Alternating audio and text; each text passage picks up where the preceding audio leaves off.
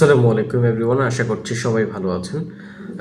তবে এই মুহূর্তে একটু ভালো থাকার চেষ্টা করলেও আসলে হয়তো অনেকে দুশ্চিন্তায় আছেন। সকলে সুস্থ থাকুক সেই কামনা করে আমরা আজকের ভিডিও শুরু করছি। আগে যে 5.7 মাত্রার ভূমিকম্প হয়েছিল সেটা আসলে খুবই ভয়ঙ্কর ছিল এবং হতাহত হয়েছে, প্লাস অনেক জায়গায় ভাঙচুর হয়েছে এবং অনেকে বলছেন যে আমরা আসলে মৃত্যুর স্বাদটা একদম কাছাকাছি থেকে দেখেছি। ছোট ছোট ভূমিকম্প বড় ভূমিকম্পের আভাস মাত্র। তো সেক্ষেত্রে আমাদের আসলে দুশ্চিন্তার অন্ত নাই। এখন আমাদের আসলে করণীয় কি? আমাদের দুইটা করণীয়, একটা হচ্ছে দীর্ঘমেয়াদী, একটা হচ্ছে স্বল্পমেয়াদী।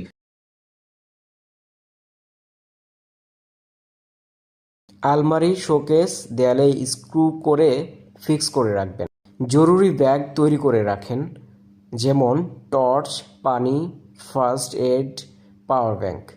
প্রতিবার অনুশীলন করেন drop, cover, hold. Gas line, বৈদ্যুতিক লাইন ঠিক আছে কিনা দেখে রাখেন। টেবিল বা মজবুত আসবাবের নিচে আশ্রয় নিন। জানালা, কাঁচ, ভারী জিনিস থেকে দূরে থাকুন। লিফট ব্যবহার থেকে বিরত থাকুন। খোলা জায়গায় দাঁড়ান। বিল্ডিং, ব্রিজ, খুঁটি এবং কারেন্টের লাইন থেকে দূরে থাকুন।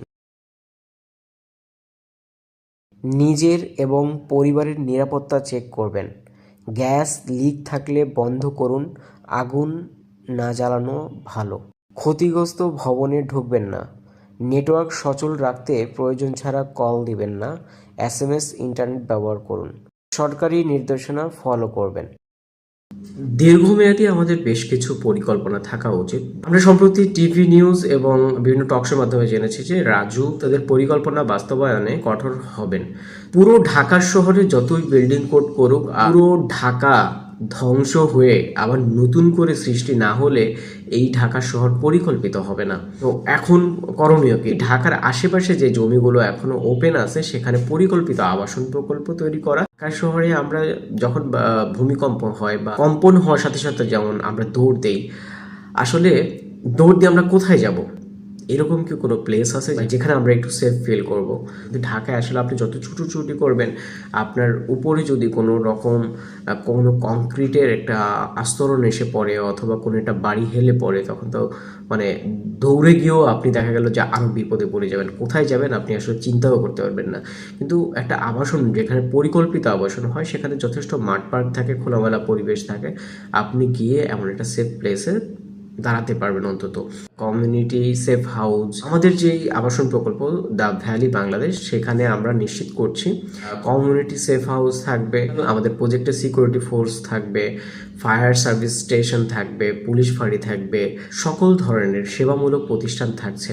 সুতরাং এই সমস্ত এরিয়াতে যদি আল্লাহ না করুক ভূমিকম্প হয়, আপনি একটা সেফ জায়গায় যেতে পারবেন, একটা মাঠে যেতে পারবেন। আমাদের এখানে 40% কমন স্পেস আছে এবং যথেষ্ট পরিমাণে মাঠ পার্ক রেখে আমরা এই আবাসন প্রকল্পটা করেছি। এখানে যে সিকিউরিটি ফোর্স থাকবে এবং সেবামূলক যেই প্রতিষ্ঠান থাকবে, তাদের মাধ্যমে যদি আল্লাহ না করুক ভয়ঙ্কর কিছু হয়ে যায়, উদ্ধার কাজটা অন্তত সহজতর এবং দ্রুত করা পসিবল হবে।